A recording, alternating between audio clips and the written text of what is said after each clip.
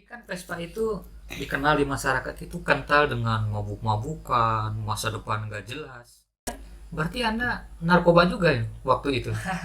Pernah jadi anak pang? Pernah juga. Wah, luar biasa. Anda menjadi guru sekarang, betul? Ya, betul. Betul, saya macam tidak percaya ya. Anda jadi guru ya? Memang di Vespa yang memberikan damai di hati. Berarti betul satu Vespa sejuta saudara itu Ya. memang betul itu ya? Betul. So I can learn how to love. Oke, jumpa lagi di channel Mr. Cokrong dalam acara From Zero to a Hero. Tentunya ini adalah channel yang sangat menginspirasi, acara yang akan menginspirasi kaula muda semuanya untuk terus berbuat baik dan harus melakukan perubahan-perubahan di dalam kehidupannya. Sehingga nanti perubahan-perubahan ataupun inspirasi-inspirasi dari bintang tamu yang sudah hadir pada malam hari ini akan menginspirasi kaula muda semuanya. Telah hadir di sini Bung Roni Francisca. Halo, selamat Halo, malam, Bung. selamat malam, Bung. Siap, pemirsa, selamat malam semuanya. Kalau kita pelajari dari bionya, jadi dia ini adalah seorang anak muda yang sangat luar biasa. Dia sangat aktif menjadi aktivis kemanusiaan, aktivis lingkungan. Oke, dia adalah seorang, kalau tidak salah Anda ini anak Vespa dulu ya? Ya, kalau harus apa istilahnya melihat daripada histori saya barangkali begitu ya, Bung. Iya, iya. Bung Sekjen. Betul. Biar maksudnya ini biar agak enak juga malam Iya. hari ini ya. Ya santai aja. Nah, ini kan temanya juga nggak formal gitu ya, Bung Sekjen. Oke. Ya santai. Juga mohon maaf ini semuanya pemirsa dan Bung Sekjen mungkin yang selaku ya di studio malam hari ini ya ini karena sambil merokok lah gitu ya, karena bagaimanapun ini rokok adalah sebuah asap yang tidak mengandung apa namanya kepanikan barangkali begitu, Bung Sekjen. Oke. Terkait secara historis ataupun geografi tadi seperti yang Bung sampaikan di saya barangkali gitu ya. Ya betul. Dulu memang saya cukup lama juga di Vespa. Berapa tahun itu di Vespa itu? Saya awal mula atau memang turun ke Vespa atau mulai mencintai sebuah komunitas Vespa itu ketika saya memasuki sekolah menengah pertama SMP. Wah, luar biasa, lama sekali. Ya mungkin kalau untuk hitungan sampai saat ini ya lumayan lah, kalau dibilang lama tidak begitu juga. Tapi kan Vespa itu dikenal di masyarakat itu kental dengan mabuk-mabukan, masa depan nggak jelas. Bagaimana Anda caranya bisa berubah dari tadinya awut-awutan hidup sehingga sampai sekarang Anda berubah total? Yang pasti begini, Bung Sekjen, saya katakan ya dalam kesempatan hari ini gitu ya, pada malam hari ini, sebetulnya di Vespa seperti apa yang kemudian masyarakat lihat, masyarakat memberikan satu stigma barangkali begitu ya, Bung Sekjen. Kalau saya kira itu sangat sebuah kekeliruan yang tentu perlu kita luruskan. Berarti ada juga yang baik-baik di Oh Vespa itu. jelas, jadi tidak semerta-merta kemudian anak Vespa itu memang maaf tanda petik ya anak begundal atau beragajul yang Urakan, istilahnya ya. urakan yang nggak jelas masa depannya. Banyak juga kawan-kawan saya memang satu perjuangan kala itu, kalau biasa kita menyebut kawan satu aspal barangkali begitu, Bung Sekjen. Banyak juga kawan-kawan kita memang yang khususnya dari kawan-kawan di Bogor ataupun di Jawa barangkali gitu, sudah ada yang banyak sudah bekerja, kemudian bahkan secara apa namanya kehidupan barangkali begitu ya, memang sudah bisa dibilang cukup sukses barangkali. Kenapa dulu tertarik ke Vespa? Kenapa enggak yang lain, yang bersih-bersih, yang ganteng-ganteng itu biar perempuan tertarik? Kenapa bisa memilih Vespa itu? Ada adigium begini, Bung Sekjen. Ada sebuah adigium begini. Masa remaja atau masa muda itu adalah masa pencarian jati diri barangkali begitu. Itu memang yang sering kita dengar. Nah, barangkali juga saya juga tidak tidak mengelak. Mungkin memang di saat dulu barangkali memang saya juga ya salah satu bagian daripada pencarian jati diri. Tapi juga saya pastikan saya tidak hanya bervespa sebetulnya. Apa yang Anda lakukan selain Sebelum bervespa? di Vespa saya ikut di komunitas motor ceperan. Kemudian pernah juga barangkali saya di PANG. Pernah jadi anak pang? Pernah juga. Wah, Cuma luar memang biasa. dari semua komunitas, dari semua yang pernah saya jalani, memang di Vespa yang memberikan damai di hati. Berarti betul satu Vespa sejuta saudara itu Ya. memang betul itu ya. Betul. Dalam realita kehidupannya memang saya lihat juga anak-anak Vespa pada asik, dia saling tolong menolong gitu ya. Betul itu ya. Berarti Betul, betul Bung itu. Sekjen. Barangkali Bung Sekjen juga kan tadi secara barangkali ya apa istilahnya ya? Secara sekilas kan juga Iya. sudah bisa melihat bahwa memang sudah melekat di tubuh Vespa itu atau komunitas Vespa itu memang ya melekat dengan solidaritasnya. Ya memang demikian. Berarti Anda narkoba juga ya waktu itu. Sebetulnya kalau harus berbicara itu juga cukup apa namanya ya. Nggak apa-apa, Itu- kita cerita saja, itu kan sudah masa lalu, tidak akan menjadi apa-apa di masa mendatang. itu memang sebuah masa lalu. Ya bisa dibilang kalau harus itu ya masa lalu saya mungkin cukup suram. Iya, Cukup suram di masanya memang cukup suram. Apa tuh yang sering-sering dipakai dulu itu apa di Vespa itu? Apa minuman atau apa? Obat-obatan? Ya intinya apa yang memang tadi Bung sampaikan ya memang masa lalu saya suram. Oh, suram. Suram saja. Suram. Kalau saya lihat di bio itu Anda menjadi guru sekarang, betul? Ya betul. Betul. Eh. Saya macam tidak percaya Anda jadi guru ya. Sebenarnya begini Bung Sekjen. Banyak juga masyarakat atau bahkan mungkin teman saya mungkin ya sewaktu SMP atau bahkan SD, Tidak menyangka mungkin. SMA sekalipun. Tapi saya tidak beranggapan bahwa saya saat ini sudah melakukan satu perubahan yang cukup signifikan, istilahnya yang memang betul-betul saya menjadi sebagaimana ya selayaknya lah orang baik. Betul. Tidak juga. Tentunya masih juga banyak kesalahan. Cuma memang tadilah gitu ya yang teman-teman kemudian satu angkatan baik SMP, SD ataupun SMA ya memang bisa dibilang tidak menyangka, memang tidak menyangka karena begini Bung Sekjen. Ya yang tadilah gitu kan ya memang karena apa? Secara historis ataupun Iya, secara iya. bio memang mungkin saya punya masa yang kelam daripada masanya. Bahkan saya lihat lagi di bionya, dia itu bukan hanya menjadi guru, tapi gurunya aja dia menjadi guru BK. Artinya dia itu harus memberikan inspirasi tentunya kepada siswa. Bagaimana Anda bisa berubah 180 derajat dari yang tadinya begundal urakan, sehingga Anda harus mengarahkan orang untuk menjadi baik gitu. Sebetulnya begini Bung Sekjen, terlalu berlebihan juga kalau mengatakan wah sebagai guru BK kemudian Bung Roni ini gitu kan saat ini anggap saja kalau kawan-kawan saya bisa menyebut wah Bung Roni sudah sudah berhasil revolusi mental atau revolusi akhlak. Itu Gitu sebuah kan. revolusi benar itu loh. Tapi saya kira juga begini Bung Sekjen, ya memang ada satu kebanggaan juga kalau memang ya rasa bersyukur juga ketika memang termasuk Bung barusan katakan wah saya sebagai menginspirasi kemudian kok bisa dari istilahnya anak jalanan kemudian menjadi Ya, yang tadi betul. Bung sampaikan barangkali Ya. begitu. Ya alhamdulillah ya saya syukuri. Berarti mungkin memang penilaian Bung Sekjen atau mungkin kawan yang lain di luar sana ya mudah-mudahan ya memang sesuai dengan apa yang dilihat. Dan saya pun hari ini ke depan terus memperbaiki dan Betul. juga saya pastikan untuk masa yang terdahulu, masa kelam itu sudah jauh saya tinggalkan, Bung. Itu sangat luar biasa. Bahkan satu lagi dia menjadi ketua Karang Taruna di salah satu desa di Pangandaran juga. Luar biasa ini. Yang saya jadi pertanyaan, kok bisa meyakinkan orang-orang bahwa Anda itu udah berubah, bahwa Anda itu sudah menjadi orang baik gitu. Gimana cara meyakinkan masyarakat itu? Oke, sebetulnya begini Bung Sekjen. Lagi-lagi ini saya kira terlalu berlebihan juga, terlalu bagaimana ya istilahnya? Terlalu Tidaklah, berlebihan, terlalu ya. euforia barangkali Iya. terlalu bergembira barangkali gitu ya Iya. kalau mendengar apa yang kemudian tadi Bung sampaikan. Biasa saja lah, biasa saja. Jadi memang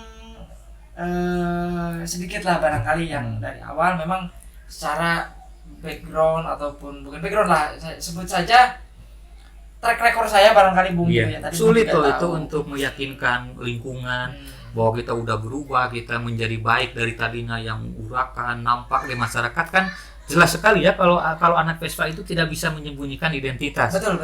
Dia sangat mencolok dengan penampilannya, tapi walaupun di sebalik itu banyak sekali kebaikan di dalam seperti persaudaraan dan lain sebagainya, tapi kan yang jelas sudah di stigma di masyarakat kan dapat dikatakan buruk. Nah, luar biasa sekali Anda bisa meyakinkan lingkungan Anda, bisa membuat mereka percaya.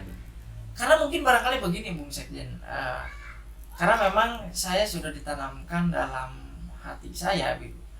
Ketika memang saya di perantauan, saya masih ingat betul waktu itu pada 2015 awal saya bertekad, kemudian juga memang niat saya kemudian barangkali keyakinan saya itu saya memang harus berubah. Saya harus melakukan satu pembuktian ke semuanya, baik masyarakat khususnya terhadap orang tua saya, terhadap keluarga. Karena memang ya itu tadi, bahwa orang tua saya sekalipun memang jadi bagaimana ya, barangkali sudah lelah, sudah capek barangkali begitu ya istilahnya. Tapi Anda dekat dengan keluarga waktu itu. Dekat. Bahkan hari ini semakin harmonis. Jadi dengan satu tekad itu kemudian saya punya satu tema lah istilah dalam prinsip hidup saya. Memang saya harus melakukan satu perubahan. Iya. Saya sebut saja kalau bahasa saya begini Bung Sekjen ya, biar maksudnya juga agak sedikit ya di dalam arti barangkali begitu ya. Iya. Revolusi mental. Iya. Kemudian yang kedua saya melakukan revolusi akhlak. Kemudian saya jalankan dan sekeyakinan semaksimal saya jalankan. Dan termasuk tadi Bung sampaikan, kok bisa kemudian meyakinkan masyarakat, kemudian meyakinkan orang-orang bahwa saya bisa istilahnya menjadi di posisi yang kemudian ya anggap tadi Bung lah sebagai posisi yang strategis barangkali begitu ya Bung ya. Betul. Ya mungkin karena bagaimana ya, saya juga tidak tahu sebenarnya Bung Sekjen. Saya tidak tahu sebenarnya. Jadi mengalir begitu saja. Mungkin karena memang Anda sudah konsisten untuk berubah mungkin. Barangkali begitu, karena memang ya saya juga mau tidak mau kalau hidup itu memang harus konsisten Bung, karena hidup itu ada dua pilihan gitu kan. Iya. Biasanya kan anak-anak Vespa itu biasanya anak-anak broken home, jauh dari orang tua, jauh dari bimbingan orang tua, korban perceraian dan lain sebagainya. Tapi apa yang memotivasi Anda sehingga mau bergabung dengan komunitas itu? Oke. Saya bukan berarti menjelekan, tapi kan itu kita bicara stigma di masyarakat aja. Gimana itu ceritanya? Menarik Bung Sekjen, menarik. Memang ini sedikit kembali ke masa lalu saya, mengingatkan pada masa lalu. Awal barangkali begini, kenapa saya bisa sampai terjun kepada dunia ataupun komunitas di Vespa sampai saya menjadi anak jalanan lah barangkali begitu ya. Satu yang menjadi awalnya memang ada sebuah kecintaan, kecintaan lah barangkali begini. Saya senang dari hobi mulainya ya. Ya, kok Vespa ini kayaknya unik. Nah, kemudian saya mencoba waktu itu ya, namanya juga masih anak SMP lah ya, Bung Sekjen. Ketika pengen beli sesuatu ya jelas merengek lah gitu kan ya, merengek gitu kan ke orang tua ya. Saya minta, Pak, saya pengen beli Vespa ya. Waktu saat itu memang kebetulan orang tua saya masih semua kumpul. Berarti sekolah tapi jalan terus itu? Jalan Bung Sekjen, jalan pada waktu itu jalan. Nah, jadi awalnya memang karena satu ada keunikan barangkali gitu ya, kok kayaknya unik, menarik barangkali gitu. Dari semua yang tadi sudah saya lalui, sudah saya coba, ya memang di Vespa lah yang memberikan satu istilahnya keistimewaan tersendiri. Nah kemudian juga begini Bung Sekjen, dari situ lah, tadi kan Bung tanyakan gitu kan, Bung menanyakan kok bisa, biasanya kan memang anak Vespa ini atau anak jalan ini mereka sampai istilahnya terjun di di dunia jalanan pasti ada istilahnya bisa dibilang mungkin ada masalah lah barangkali gitu ya, entah dimanapun, baik di rumah atau masalah keluarga dan sebagainya gitu kan. Ya saya katakan ketika di awal memang tidak, tadi kan saya sampaikan, tapi ketika memang saya memasuki jenjang sekolah menengah umum SMA menengah atas waktu itu, saya masih ingat betul ketika memang saya baru lulus dari sekolah menengah pertama SMP, kemudian saya masuk ke SMA. Anda sekolah selalu naik gitu? Naik, alhamdulillah saya tidak pernah menunda. Tidak. Karena bagaimana? Di sekolah nakal juga apa hanya di luar sekolah nakalnya? Di sekolah barangkali hanya nakal-nakal biasa, tapi kalau saya lebih pada istilahnya, kalau saya katakan nakal itu sebuah hal yang yang wajar, tapi mungkin yang menjadi sebuah tema malam hari ini barangkali begini Bung, istilahnya apa ya, yang anak yang barangkali begini, barangkali gimana ya, jadi bukan hanya nakal tapi lebih dari itu barangkali gitu, Iya. Bugundal atau apa Iya. barangkali gitu ya. Barangkali gitu Bung Sekjen. Jadi ketika tadi saya sampaikan, ketika saya waktu masuk SMA, saya merasakan satu yang disebut dengan frustasi. Berarti waktu SMA Frustasi. masih berpespa juga. Berpespa saya sampai akhir, saya masih bahkan sampai masuk ke Berpespa. perguruan tinggi di salah satu perguruan tinggi yang ada di Yogyakarta. Ya saya masih di awal-awal saya masih belum terjadi adanya revolusi mental ataupun revolusi alok gitu itu. Orang kan masuk Vespa karena ada suatu alasan, tapi Anda ketika sudah di Vespa masuk baru ada masalah begitu. Betul. Luar biasa, itu luar biasa. Jadi masalah saya begini Luar barangkali biasa. Bung Sekjen, saya kira berbeda barangkali dengan apa yang tadi sudah disampaikan Bung Sekjen ya, bahwa biasanya atau umumnya banyaknya barangkali masalah sosial atau broken home dan lain Iya. sebagainya. Tidak, kalau untuk saya frustasi. Frustasi. Apa yang menyebabkan Anda frustasi waktu itu? Kala itu saya frustasi jujur saja, saya ditinggal orang tua. Tapi ditinggal bukan hanya saja ditinggal istilah perceraian, tapi ditinggal untuk selamanya, sebuah keabadian. Dan saya tidak sampai saat ini tidak bisa bertemu. Jadi takdir berkata lain. Orang tua saya, ayahanda, meninggal dunia saat saya usia atau saya masih duduk di bangku SMA kelas 1 waktu itu, bahkan Iya. waktu di awal, waktu masih dalam tahap MO. Di awal-awal itu baru masuk. MOS, berarti. kalau waktu dulu MOS, masa orientasi siswa. Iya. Sudah kehilangan orang tua. Sudah kehilangan orang tua, sesosok ayah. Kali itu kemudian saya berpikir istilahnya bagaimana ya. Jadi Berarti down waktu itu. down, saya sudah tidak bisa berpikir jernih, kemudian Walaupun Anda carut marut pikiran walaupun sudah biasa bergaul, bermental kuat, biasanya kan di Vespa itu dia mentalnya diuji, dia mampu, dia kuat, dia mendorong motor sampai jauh. Tapi Anda merasakan down juga. saya. Berbeda saat itu. Oh, berbeda. Berbeda fungsinya. Apa yang menjadi sebuah pembeda? Karena memang ini sesosok yang memang kita cintai. Betul. Di usia mungkin saya istilahnya masih balita sampai dengan usia yang memang cukup remaja lah barangkali begitu. Kemudian dengan bersamaan dengan sosok ayah, kemudian dengan setiba-tibanya begitu kan, takdir berkata lain. Di situ kemudian pikiran saya tuh sudah tidak bisa berpikir jernih. Saat itu juga pikiran saya kacau balau.